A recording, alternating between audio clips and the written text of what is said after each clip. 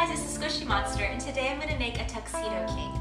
And I'm going to scale mine down for my purpose, but the whole recipe will be available on thesquishymonster.com.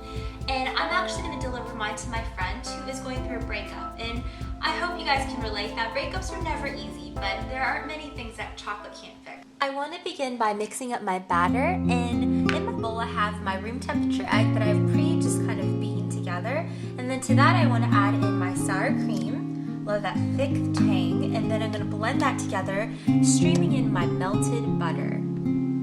After that's mixed together and it's really thick pale yellow, it's really pretty already, I want to start tipping in my chocolate sauce, which is just some hot water, some sugar, and some cocoa. And I got a really good question the other day about what kind of cocoa I should be using when you bake, and it's unsweetened cocoa powder. And on my blog, thesquishymonster.com, I'll show you the difference in colors between quality cocoa and a less expensive cocoa.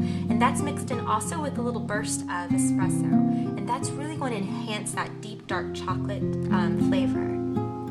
To that I want to tip in my vanilla and pure vanilla extract. You can make your own with just some vanilla beans and some quality liquor. I like to use vodka or bourbon, and I'm going to blitz that together. And the final step is going to be melding the dry with the wet. And I've already measured and weighed out everything and sifted it. It's very important to sift out any kind of foreign particles that may be lodged in the dry mixture. So I've already sifted it out, and in 3 portions or so I'm going to begin mixing in my dry to my wet. All we have to do now is pour in our batter into our pre-greased tins. And I want to address another very good question I got the other day. Can you store batters in the refrigerator? You can if you desire a flat cake. So what happens is that when the dry and the wet get together, there's a chemical reaction that occurs. So for example, the baking powder begins to be activated. So if you must, you can separate the two and have the wet ingredients in one bowl and dry ingredients in another bowl, and store it in the refrigerator until you need it, and then let it all reach room temperature and then put it together and bake it off if you're in a rush or something like that.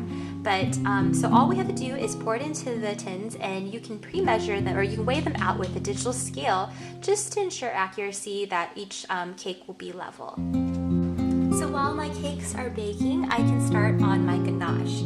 So I'm going to measure out about a half a cup of heavy cream, and no worries, all my directions and measurements and recipe can be found on thesquishymonster.com. So to that, I want to weigh out 4 ounces of chocolate chips.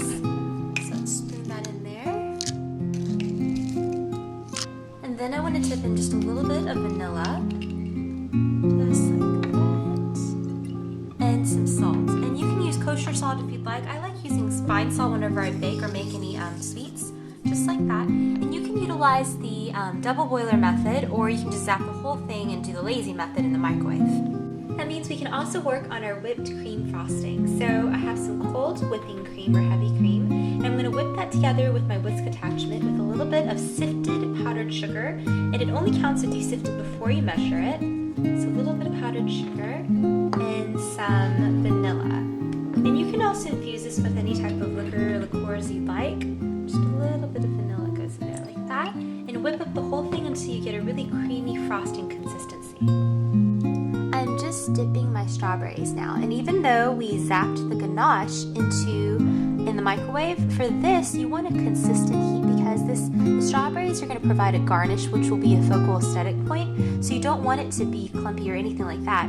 It is going to be crowning the cake. So I have just melted and chopped a good quality chocolate bar, and I set it in a double boiler so it provides consistent heat. And I'm just taking each strawberry and just swirling kind of a little bit, making sure it's coated evenly, dripping off excess, and having a parchment or a silk pad or whatever you want to use standing by to make sure you lay them on there like that. And just take each one and let it go dunk in the pool of chocolate. Now I want to start frosting my cake, and I love whipped cream frostings. I love it just as much as I love cream cheese frostings.